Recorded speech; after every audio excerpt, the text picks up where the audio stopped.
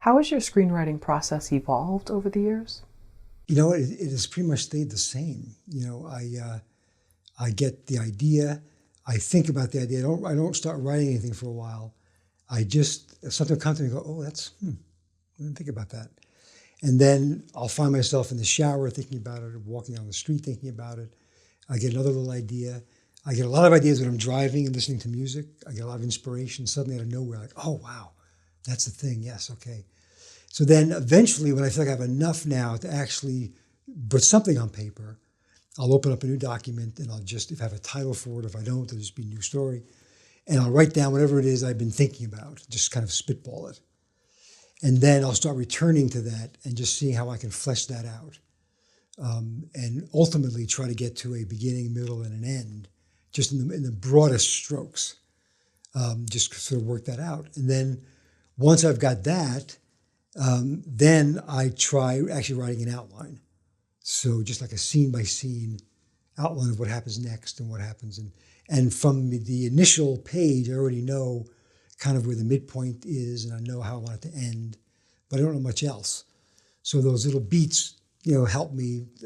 And those are the most difficult things to do because you're just pulling stuff out of the air, just making stuff up, which is, I'm complaining about it, but that's my job, but it's the hardest part of it. And you're just trying to build the story and build the plot and build the characters just piece by piece and scene by scene.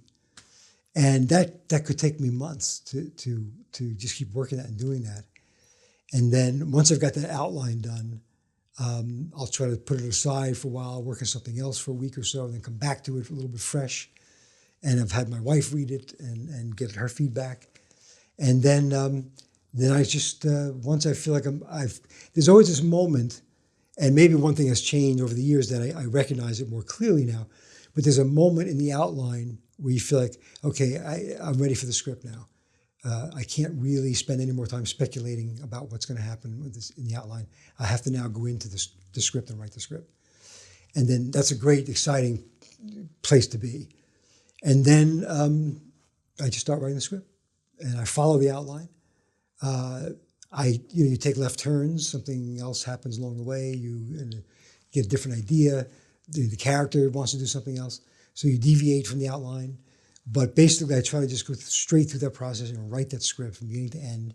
And if I get a different idea about something that I realize could be a profound idea for the script, but it's going to mean reworking the whole first act, I'll just, again, open up another document and I'll put that idea there and then go on and just keep writing until I get to the end. And, for me, and people think, oh, you're so disciplined. But I think it's actually because I'm not disciplined. If I don't impose this to just go through, I'll just, what did I write last night? Oh, that's no good. I better rewrite that, maybe there's something better at the beginning. And before you know it, you just get this jumble, you don't know what it is anymore. And that's exactly what I would do if I didn't force myself to go all the way through. And just because it works for me doesn't mean it worked for everybody else. People have different ways of writing. Some people depend on rewriting as they go. They can't do it any other way. They've got to look at what they did yesterday, rewrite that, get that perfect, or as perfect as they can.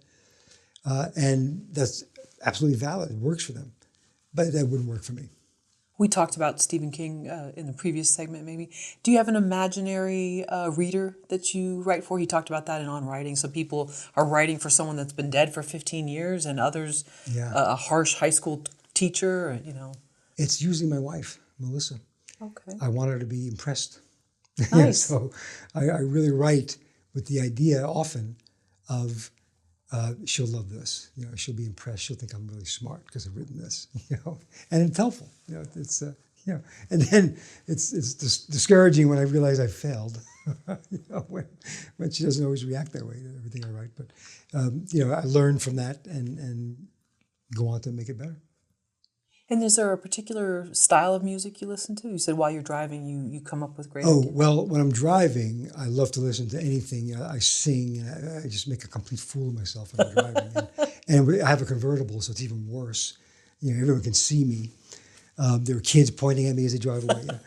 But I love it. I sing. I just get very involved in the music. And I love the music mostly of my era. I love 70s music, and I love the classics from the 50s and 60s. Rolling Stones. and Rolling Stones Yeah. and Bruce Springsteen, who still is a force today, of course. Sure.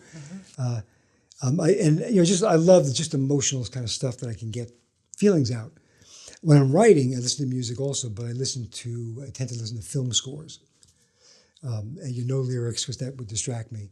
But that's enormously helpful to listen to music as I write. And I've got an enormous collection of scores that I listen to. So Lou Reed driving down the street, and Yeah. then Ennio Morricone when I'm writing.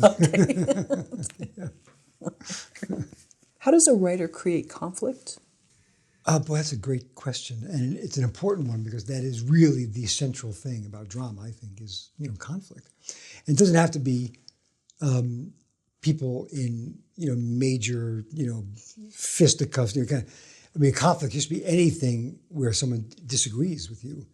A scene where two characters agree on everything is dull. No one wants to watch that. So it is important, I think, even in the most innocuous seeming scene, to have some sort of conflict. It's just what I want is at odds with what you want, and how we're going to resolve that. And again, I always just draw on my personal stuff, things that drive me crazy. If it's not something overtly obvious from the story, this is a bad guy, here's a villain, we know what that conflict is. But just when two characters are in a scene, and it's just something as simple as the way they eat something differently. One thing, it annoys the other person. You crunch so loud, I can't stand. Just the little things in life, and we talked about before, specificity. That made people feel like I recognize that. Yes, that's like my wife. My husband does that. So again, it's just about being observant and looking around you and watching what people do and what drives them crazy. What is meaningful conflict and what isn't? I think for it to be meaningful, it has to be true to who the people are. It's got to be something that comes from their personalities, something that comes from their needs. As opposed to something, I can't think of an example, but if you try to impose a false conflict on two people because you want them to fight or you want them to be at odds with each other, but if it's not something that's true to who they are, then the audience they may not know why they're disconnecting, but they just sort of disconnect. Doesn't feel real. Doesn't feel like this is germane to the relationship or who these people are. It just feels false or can feel false. If conflict were a graph, let's say, in a screenplay, would there be levels, maybe small starting out, but then almost like a roller coaster? Absolutely. Anything in a screenplay has to have peaks and valleys. It just can't be one thing all the way through. Even if it's an action movie, it can't be action all the time. There has to be a break. Has to a comedy. It can't be just wall-to-wall laughs because you get numb to it after a while. The audience just gets numb. And so I feel like you really have to balance. It's a balancing act of, we're going to build up to this, and then we're going to take a breath and come down, and then build to this, and that's across all the emotions really in a script. What's your process for discovering the emotional core of a story? For me, it's just really as simple as, do I feel it? Is this a story I want to tell because I feel something about it, that it reverberates, in me somewhere. But there's really not a process per se that I use to come to that or determine that, or it's just about emotion and do I feel it or not? It's kind of, luckily, I guess, simple. And so when you're writing dialogue, do you come back in and do that separately? Do you just kind of get the structure of the scene?